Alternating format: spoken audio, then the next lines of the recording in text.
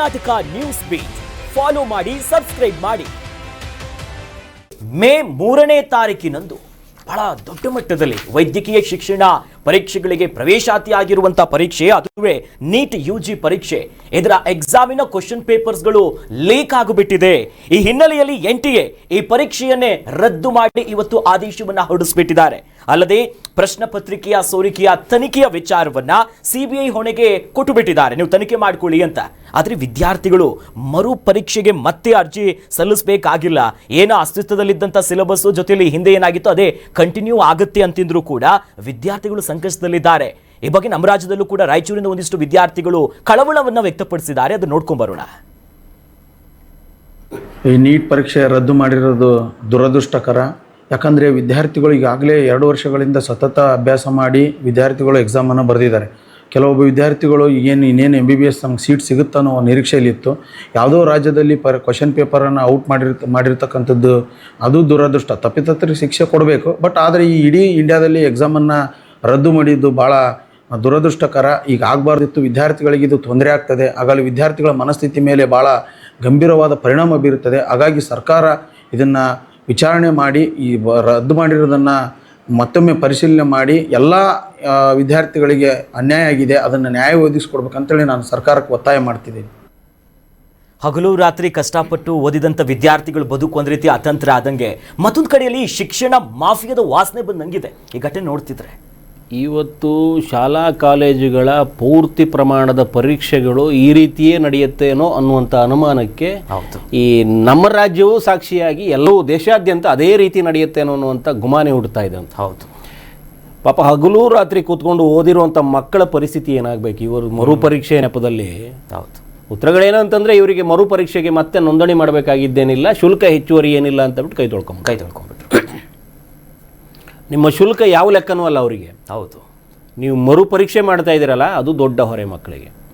ಹಗಲು ರಾತ್ರಿ ಕೂತು ಓದಿ ಅದನ್ನೇ ನಂಬಿಕೊಂಡು ಕೂತಿರುವಂಥವರಿಗೆ ನೀವು ಇವತ್ತೇನು ಮಾಡಿದ್ದೀರಿ, ನಿಮ್ಮ ನಿರ್ಲಕ್ಷ್ಯನೇ ಇದು. ಹೌದು, ನಿಮ್ಮ ಸಿಬ್ಬಂದಿಗಳ ನಿಮ್ಮ ಅಧಿಕಾರಿಗಳ ಕೈವಾಡ ಇಲ್ಲದೇ ಇದ್ದಲ್ಲಿ ಈ ರೀತಿ ಸೋರಿಕೆ ಆಗುವಂಥದ್ದು ಯಾವ ಕಾರಣಕ್ಕೂ ಆಗೋದಿಲ್ಲ. ನಾವು RD ಪಾಟೀಲ್ ಆದಿಯಾಗಿ ನೋಡಿದ್ದೀವಿ. ಕರ್ನಾಟಕ ಕಂಡಂಥ ಈ ಪರೀಕ್ಷಾ ಮಂಡಳಿ ಸಂಬಂಧಪಟ್ಟಂಗೆ ಅವ್ನು ಮಾಡ್ತಾ ಇದ್ನಲ್ಲ RD ಪಾಟೀಲ್ ಅಂತ, ಈಗ ಏನೋ ಹೊರಗಡೆ ಇದ್ದಂಗಿದ್ದಾನೆ. ಅವರ ಪ್ರಕರಣಗಳು ಸೇರಿದಂತೆ ಹೇಳ್ತಾ ಇದ್ದೀವಿ. ನಿಮ್ಮ ಅಧಿಕಾರಿಗಳು ಸಿಬ್ಬಂದಿಗಳು ಸೇರಿಕೊಂಡೇ ಈ ಪ್ರಕರಣಗಳಾಗಿರುವ, ಇಲ್ಲದೇ ಇದ್ರೆ ಅಸಾಧ್ಯ ಇದು. ಬರೆದವನೇ ಅದನ್ನು ಬಿಚ್ಚಿಡಲಿಲ್ಲ ಅಂತಂದರೆ ನಿಮಗೆ ಏನು ಗೊತ್ತಾಗುವಂಥದ್ದು? ಹೌದು, ಎಲ್ಲಿಟ್ಟಿದ್ದೀವಿ ಅಂತ ಹೇಳದೇ ಇದ್ದರೆ ಅಥವಾ ಏನು ಇದು ಮಾಡಿದ್ದೀವಿ ಅಂತ.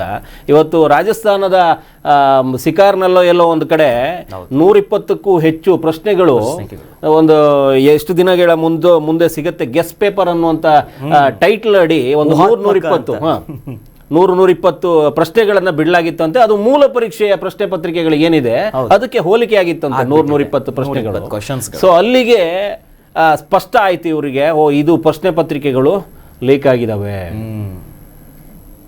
ಮರುಪರೀಕ್ಷೆಗಂತೂ ನೀವು ಈಗ ತಂದಿಟ್ಕೊಂಡ್ಬಿಟ್ರಿ. ಅವ್ರು ಯಾರೋ ಇದು ಮಾಡಿದ್ದಕ್ಕೋಸ್ಕರ ಇವತ್ತು ಸ್ಪಷ್ಟವಾಗಿ ಇದನ್ನೇ ನಂಬಿಕೊಂಡು ಬರೆದಂಥ ಮಕ್ಕಳ ಪರಿಸ್ಥಿತಿ ಹೇಳ್ರಿ, ಮತ್ತೆ ತಯಾರಾಗಬೇಕು ಅವರು. ನಿಮ್ಮ ವ್ಯವಸ್ಥೆಯೇ ಬದಲು ಮಾಡ್ಕೋಬೇಕಿತ್ತು, ಅದನ್ನು ಬದಲು ಮಾಡ್ಕೋತಾ ಇಲ್ಲ. ಪ್ರತಿ ಹಂತದಲ್ಲೂ ಈ ರೀತಿ ಮಕ್ಕಳಿಗೆ ಅನ್ಯಾಯಗಳನ್ನು ಮಾಡ್ತಾನೆ ಬರ್ತಾ ಇದ್ದೀರಿ. ರಾಷ್ಟ್ರೀಯ ಪರೀಕ್ಷಾ ಸಂಸ್ಥೆ NTA ಹೇಳಿದೆ, ಈಗ ಮರುಪರೀಕ್ಷೆಗೆ ಇದು ಮಾಡಿದೆ. ಕೇಂದ್ರ ಇದರ ಬಗ್ಗೆ ಸಮಗ್ರ ತನಿಖೆ ಆಗಬೇಕು ಅಂತ CBIಗೆ ಒಪ್ಪಿಸಿದೆ. ಈ ಪ್ರಕರಣವನ್ನು CBIಗೆ ಒಪ್ಪಿಸಲಾಗಿದೆ. ಸೊ ಇನ್ನಾದರೂ ನೋಡಬೇಕು, ಈ ಪ್ರಕರಣದಿಂದ ಆಚೆಗಾದರೂ ಒಂದಷ್ಟು ಸರಿದಾರಿಗೆ ಪ್ರಶ್ನಾ ಪತ್ರಿಕೆಗಳ ತಯಾರಿ ಏನು ಮಾಡ್ತಾರೆ ಇವರೆಲ್ಲ ಸರಿದಾರಿಗೆ ಬಂದುಬಿಟ್ಟು ಮತ್ತೆ ನಮ್ಮ ಶಿಕ್ಷಣದ ವ್ಯವಸ್ಥೆ ಒಂದು ಸ್ವಚ್ಛ ಆಗಿಬಿಡ್ಲಿ, ವಾಷಿಂಗ್ ಮಿಷಿನ್ ತೊಳೆದಂಗೆ ಆಗ್ಬಿಡ್ಲಿ ಇಲ್ಲಿಂದ ಆಚೆಗೆ.